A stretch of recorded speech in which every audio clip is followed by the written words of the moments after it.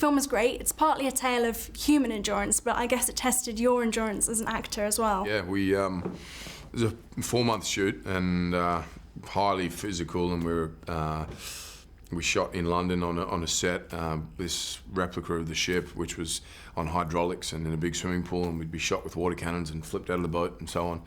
And then we went to Canary Islands and on a real ship for a number of months, and we were losing weight the whole time, so it was sort of quite grueling in a lot of ways. It's just like a theme park from hell, you know? Really? Yeah, it was chaotic, but it was kind of fun too, because it was actually warm, at least in certain parts of those scenes, and yeah, we were kind of delirious most of the time. So you obviously underwent quite a dramatic transformation. I read somewhere you went down to 500 calories a day. Yeah, we all started on sort of a regular diet and then dwindled down to about 500, 600 for those last couple of weeks, and it's pretty brutal, but essential for to do this true story justice and then portray these men truthfully. And there wasn't a whole lot of acting required by those last few scenes, because we were feeling as desperate and emotional and exhausted as we could have.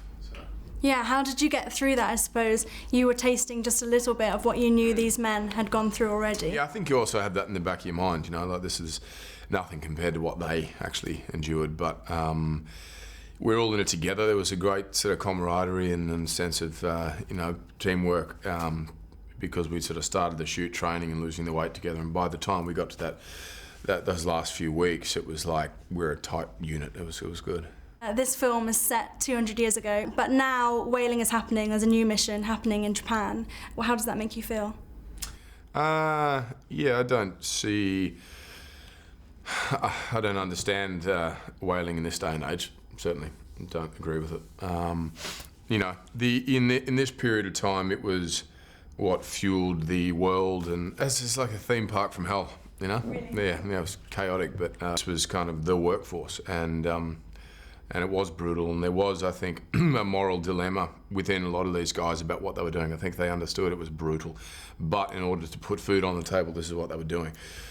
So, and we wanted to show that, we wanted to have that sort of conflict and that moment of doubt with these men. This was the end of the whaling industry during this film, this period.